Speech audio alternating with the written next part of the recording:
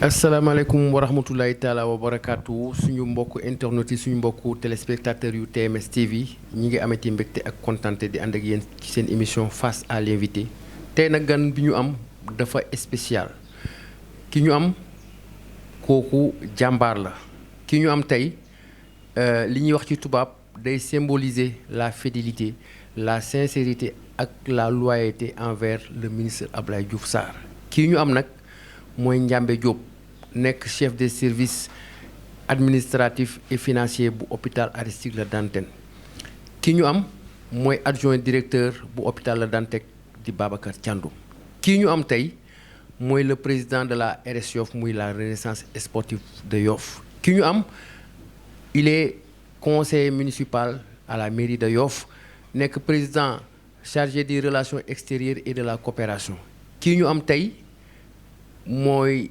Ndiambé Diop nekk coordonnateur des cadres républicains ca Yoff kon defe naa ni casquette yi mu am day wone que nit ki ni mu mel ñu xam ko bu baax a baax ci Ndakaaru xam ko ci Sénégal ci njàmbaarteem kon defe naa ni fii mu nekk ci hôpital bi mérite moo ko indi fii parce que jaar-jaar yi ñu wax yëpp defe naa ni Ndiambé mérite moo ko indi fii donc président Ndiambé Diop nekk chef des services administratifs et financiers bu hôpital Le Dantec ñi ngi lay nuyu di la ziar di la jox sa wàccuwaay di la dalal ci TMS TV.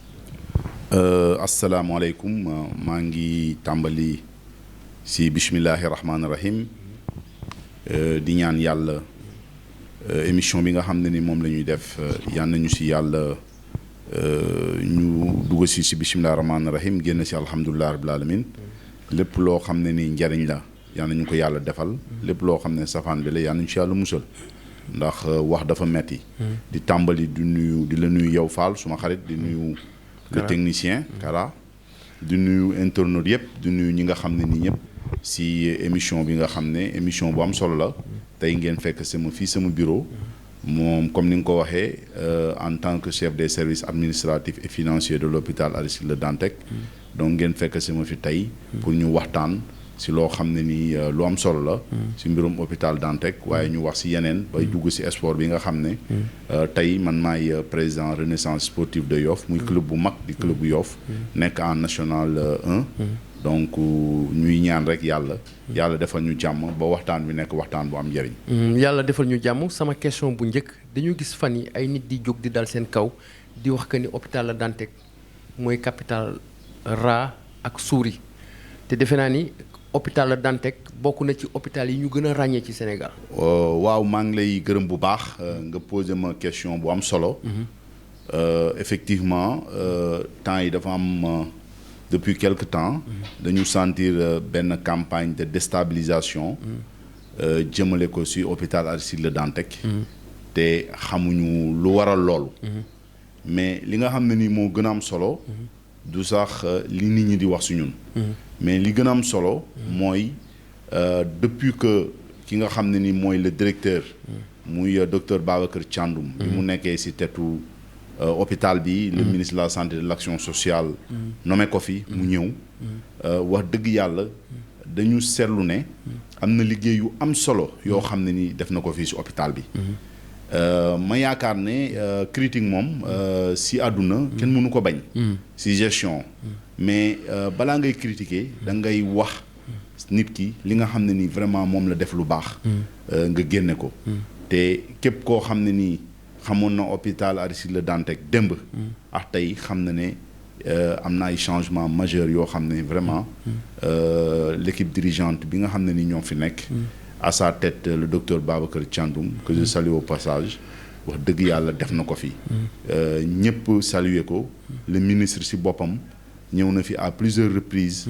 vraiment encouragé ñu félicité ñu rafetlu liggéey bi nga xam ne nii donc moom la ñuy def ñeneen ak ñeneen aussi am na ay grands responsables ay kilifa yu mag yoo xam ne vraiment yàlla def na ñu ñëw fi ñi nekk ci yeneen service mais ba ñu fiy génn félicitation la ñu jox ak satisfecit sur le plan médical mais aussi sur le plan des infrastructures ma yaakaar ne nag nit bu fekkee ne def na liggéey boobu yépp après année yi nga xam ne ni moom la fi def sax bëriwul parce que matul 2 ans mais kooku félicitation moo gën a jekk ci moom que chaque fois ñuy def ay critiques yoo xam ne ni bu doon des critiques objectives sax ñu mën wax mais yaakaar naa dañuy wax noonu rek pour déstabiliser moo tax tey ñu ñëw taxaw pour vraiment xamal Sénégal ne hôpital Dantec am na changement bu bëri sur le plan positif te ku ñëw fii tey hôpital di nga ko gis loolu moo waral tey ñu bëgg a wax ci wax jooju.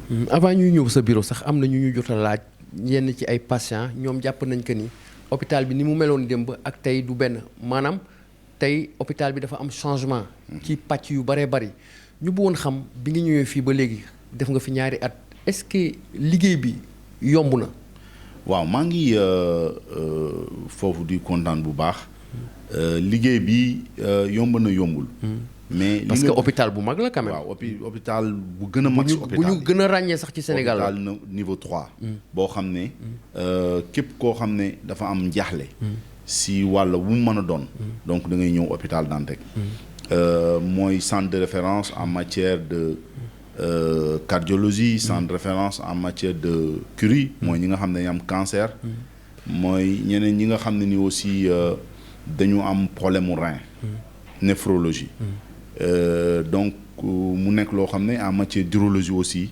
mu nekk centre de référence daal muy hôpital de référence boo xam ne Sénégal ñëpp ràññee nañ ko d'ailleurs boo gisee ki nga xam ne ni moo bind article bi passé dafa wax ne que ne hélas les meilleurs professeurs sont à l'hôpital Aristide Le Dantec et les meilleurs soins donc boo demee hôpital Dantec foofu nga koy gis bon loolu dafa wane ne vraiment hôpital bu mag la hôpital de référence boo xam ne ay professeurs de renommée ñoo fi nekk sur le plan sanitaire sur le plan vraiment sanitaire boo ñëwee fii lépp loo xam ne nii wàllu faj la walla kii dinañ la ko defal ni nga xam ne nii donc moom la ware mais pour revenir aussi si l'environnement boo ñëwee fii hôpital nga gis ne soo leen génnee sax yéen mën ngeen ko seetlu hôpital bi yépp presque suuf amatu fi amatul suuf ku xamoon urologie démb boo ñëwee urologie nga xool vraiment li ñu naan humanisation des services loolu la directeur bi def boo duggee si lii fépp dañ ko def mu nekk ay cabine yoo xam ne da nga daan gis benn salle boo xam danaan am 10 personnes wala 11 personnes boo ñëwee léegi hôpital ku nekk rek cabine am la nekk donc dañ ko jël def ko aluminium daggate ko def ko mu nekk loo xam ne nii vraiment tey lu rafet la soo demee cardio ku xamoon cardio démb bu ñëwee cardio dina xam ne vraiment changé na ku xamoon fu ñu doon wax laay nekk lay jeex na ba nga xam ne tey ji changé nañ ko tey moo nekk CTE yi ñu def ko mu bees tax vraiment travaux yi nga xam ne directeur daf ko fi fekkoon travaux yépp yeggali na ko mieux def na fi ba def loo xam ne nii kenn xalaatu ko woon donc bon kooku aujourd'hui je pense que ce qu'il mérite mooy des félicitations et des encouragements mais quand même comme félicitations et encouragements yi am na ko ci supérieur am na ko ci ñi nga xam ne nii ñoo nekk ci hôpital bi mooy les professeurs ak ñëpp donc bu ko keneen waxee aussi dañuy jàpp ne rek dafa xamul walla dafa am leneen loo xam ne moo nekk ci ginnaaw lu dul li nga xam ne mooy la réalité mais hélas et de grâce vraiment képp koo xam ne da ngay jóg pour critiquer walla da ngay jóg pour yàq walla da ngay jóg pour leneen na nga ñëw xool ba pare am honnêteté intellectuelle xool li nga xam ne ni moo fi newoon ak li fi am ba pare ngay soog a wax leneen bañuñ nag critique parce que nit ku la critiquer rek daf lay permettre pour que nga gën a defarwaat nga gën a defarwaat mais quand même yaakaar naa loolu bu ñu waxee ay raaw ay subi mais loolu yàq la rek mais xam nga donc fii amul sax suuf foo xam ne nii vraiment fa la lool di jaar pour ñu koy wax ci kii bi donc hôpital Dantec daal hôpital de référence boo xam ne lii war ci hôpital bi yépp bi ñu fi ñëwee ba léegi sous l'impulsion et la direction du docteur Babacar Thiandoum ñu ngi ci taxaw ñu ngi koy def te Sénégal yëpp seede nañu loolu. walla Sénégal yëpp seede nañu loolu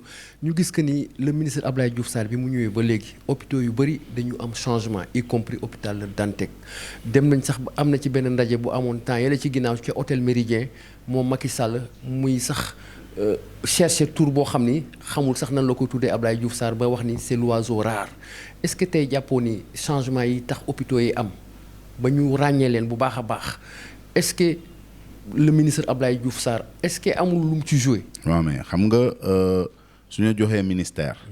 da nga xam ne nii moo nekk si bopp ba. lépp loo xam ne politique la. politique gu état. boo xam ne le gouvernement. ka nekk si bopp bi mooy le président de la république. moom la taxawal impulsé ko. dafa am ministère boo xam ne. politique yooyu moom moo koy matérialiser sur le terrain. bu koy matérialiser nag dafay ànd ak ñu bëri. dafay ànd ak ay directeurs yu bëri. ànd ak ñi nga xam ne ni ñoo jiitu hôpitaux yi. si loolu. bu ñu waxee moom lan moo ciy taxawaayam moom. taxawaayam mooy moom. gis nañ ni am na ci taxawaay bu am solo quoi. mais politique bi moom moo koy porté. parce que mbir moo gis. ka nekk si bopp ba. moom mooy nekk reflet. loola. maanaam tey aujourd'hui bu ñu demee si hôpital ñu gis ne la daan am si hôpitaux yi parce que dañ daan ñëw. di wax toilette di dafa salté. di wax hôpital dafa lii bu demee ba loolu lépp changé. mais ña nga xam ne nii donc ñoo fay liggéey mais ka nekk sa bopp ba. donc bon mooy monsieur le ministre Abdoulaye Diouf Sarr vraiment am na liggéey bu am solo boo xam ne. bi mu nekkee si boppu ministère bi ba léegi. liggéey na ko. te loolu Sénégal yëpp seede nañu ko. waaye aussi loolu dafa am ñoo xam ne ñooy matérialiser loolu. mooy directeur d'hôpitaux yi. donc man bi nga xam ne ni moo si gën a am solo. ma koy wax te bëgg Sénégal yëpp xam ko. mooy ki nga xam ne ni moo jiite tey hôpital Aristide Le Dantec muy docteur Babacar Thiandoum. bi nga xam ne def na liggéey bu am solo. si wàll woowu ba tey hôpital vraiment kenn waxatul toilette yu am problème.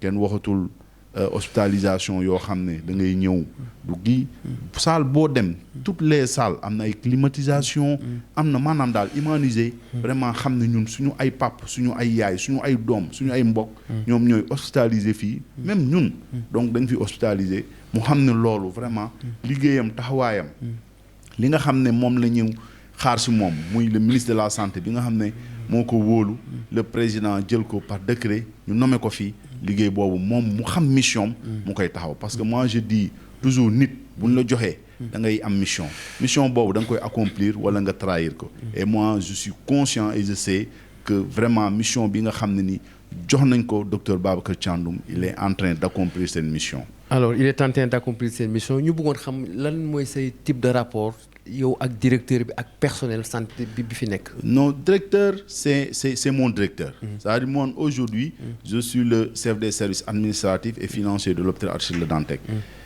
ki nga xam ne moo nekk ci bopp bi mooy le directeur. donc ñun ñëpp dañuy nekk à sa disposition. c'est-à-dire ñun ñëpp nous travaillons en parfaite collaboration avec le directeur. donc mais aussi nous sommes là pour servir. fi nga xam ne ni foofu laa nekk service bi c'est la cheville ouvrière n'est-ce pas donc de l'hôpital bu nga xam ne ni damay am relation avec ñëpp mais lépp dafa am koo xam ne moo ko jiitee moo nekk ci bopp bi muy docteur Babacar Thiandoum ma koy servir nag avec loyauté avec un grand L parce que man ku ma xam man engagement sincérité ak loyauté nga loolu xam nañ ko ci yow engagement sincérité ak loyauté bi booy dee damay ànd ak yow dee bu leneen di am damay ànd ak yow lii ko boo amee ndam sax ma jël ndam lépp jox la ko man loolu laa xam et donc loolu moom laa ànd ak docteur Babacar Thiandoum moom laa nekk fii moom laa fi taxawee loolu laay liggéey donc vraiment nekk ci gannaawam di ko jàppale ci mission yi nga xam ne ni moom la ko son excellence le président Macky Sall dénk jaarale ko ci ministre de la santé mu am ci taxawaay bu mat sëkk donc loolu daal nekk ci gannaaw ànd ak moom mais collaborer ak ñeneen ñi nga xam ne nii ñëpp dañ nekk hôpital parce que c'est un ensemble man service bi ma nekk am na yeneen chef de service am na ñoo xam ne ni sur le plan administratif lañ nekk am na ñoo xam ne sur le plan médical mais aussi relation yi ma am ci hôpital bi ci ñi nga xam ne ñëpp ay professeur lañ man hôpital bi ñëpp sumay xarit lañ fépp laay dugg ñëpp laay waxal nekk ci mission ñëpp nekk ci vraiment di taxawal li nga xam ne ni donc moom lañ ma dénk muy jaamu soxla askan wi mais taxawal ba nga xam ne ni liggéey bi ñu liggéey day nekk liggéey bu mucc ayib. alors directeur yaa ngi ci hôpital bi xam nañ ni lépp mënul matale mais am na loo xam ni tey bëggoon ngeen ñu yokkal leen ko donte sax liggéey bi mi ngi avancé bu baax a baax mais hôpital bi tey am na loo xam ne bëggoon ngeen. mais bien sûr tout ce que nous avons fait jusqu'à présent nous l'avons fait sur fonds propres à partir du budget de l'hôpital C'est pourquoi nous profitons de cette occasion pour lancer un appel ci olof aux autorités. Ñu ngi profiter aussi occasion bi pour lancer appel yi nga xam ne nii ñooy autorités compétentes yi. Si loolu ñuy remercier le ministre de la santé parce que mu ngi ñuy jàppale bu baax. Boo génnee gis nga hôpital bi yëpp dafa am pavage.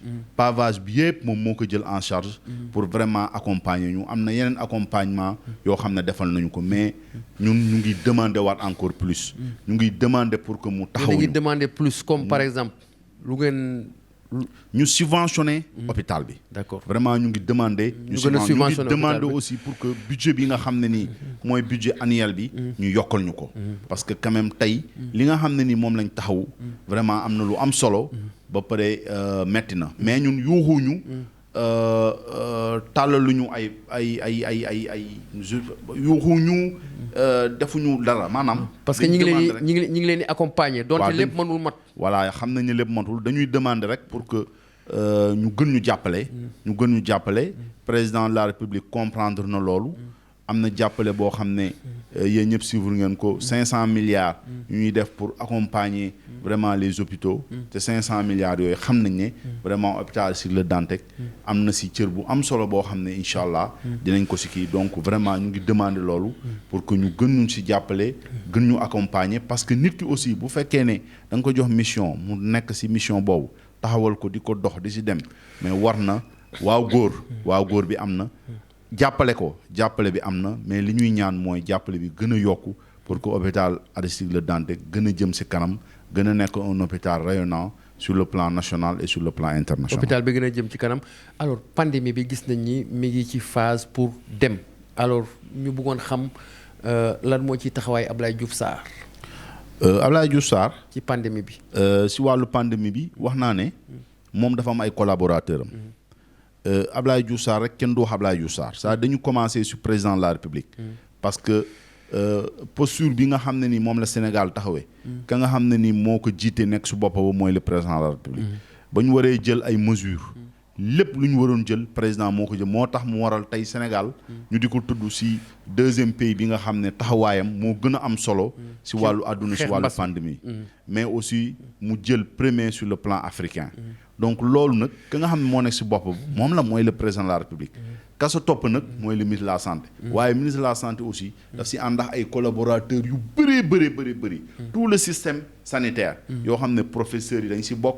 yoo xam ne acteurs yëpp yu nga xam ne dañuy nekk si wàllu santé ñii sur le plan médical ñii sur le plan administratif ñëpp ñoo ko liggéeyandoo waaye aussi jàppale sénégalais yi parce que tamit sénégalais yi bu ñu leen waxoon rek ne lii moo war docteur yi lii la wax ñoom ñu def leneen mais sénégalais aussi dañ suivre li nga xam ne ni moom docteur wax et exemple bi ñu si joxe mooy bi passé nii xalif bi wax dëgg yàlla taxawaay bi nga xam ne ni moom la taxaw si wàllu màggal gi loolu lépp ay exemple la yoo xam ne wane ne sénégalais yi comprendre nañ jàppale nañ état ba ñu mën a réussir tey kii bi di ñaan yàlla mbas mi régression bi nga xam ne nii moom la am muy ñu gis ne depuis 1 mois presque xam nga depuis 3 semaines moo ngi wàcc bu baax a baax ñu ñaan yàlla mu continuer noonu vraiment aussi de profiter de occasion bu wax nit ñi bu ñu baisser les bras nañu continuer takk masque yi nañu continuer respecter li nga xam ne nii donc moom la way docteur wax